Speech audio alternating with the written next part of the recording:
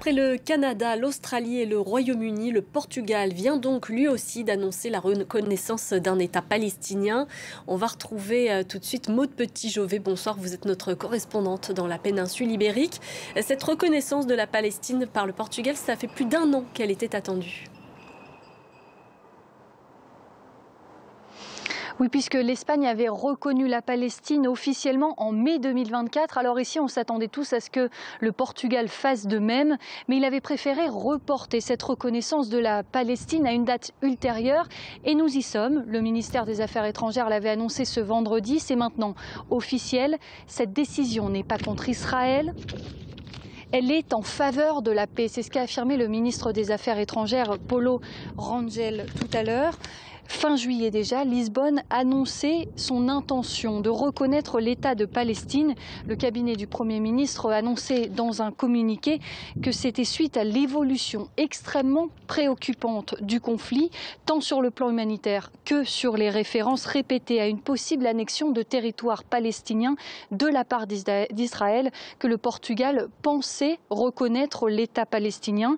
Pour cette décision, le gouvernement portugais a consulté les différents partis politiques et le président de la République, le président portugais conservateur Marcelo Rebelo de Sousa, qui est lui arrivé hier à New York et qui annonçait à son arrivée son soutien total pour cette décision. La position du Portugal est de défendre la modération pour que cette formule à 2 États soit possible.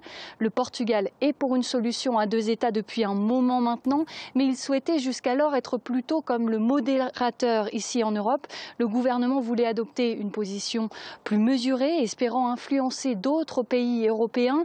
Le Portugal paraissait attendre qu'il y ait une dynamique plus large pour s'engager à son tour, et c'est chose faite.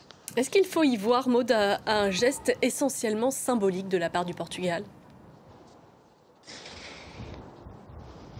Alors ce n'est ni un simple geste symbolique, ni un acte purement stratégique, c'est un peu un mélange des deux, avec des objectifs diplomatiques et politiques. Le Portugal soutient cette solution à 2 États depuis longtemps. La reconnaissance, c'est un pas concret pour rendre très réaliste cette solution en donnant la légitimité diplomatique à l'État palestinien. En s'alignant avec les autres pays de l'Union européenne, le Portugal renforce sa position dans les débats européens et multilatéraux. Cette décision n'est pas contre Israël, je vous le disais, c'est ce qu'a dit le ministre des Affaires étrangères tout à l'heure. Le Portugal veut se montrer comme un acteur de dialogue et non pas d'opposition. La décision a été prise malgré l'opposition de certains partis politiques comme le CDS-PP, le parti conservateur portugais, qui estimait que cette déclaration de reconnaissance à la Palestine ne pouvait pas avoir lieu puisque les otages israéliens sont toujours en captivité dans la partie palestinienne et selon ce parti politique, les critères des droits internationaux ne sont pas remplis pour cette reconnaissance, notamment l'existence de frontières prédéfinies. L'autorité palestinienne a quant à elle salué cette reconnaissance de la Palestine par le Portugal. La décision soutient les efforts visant à parvenir à la paix.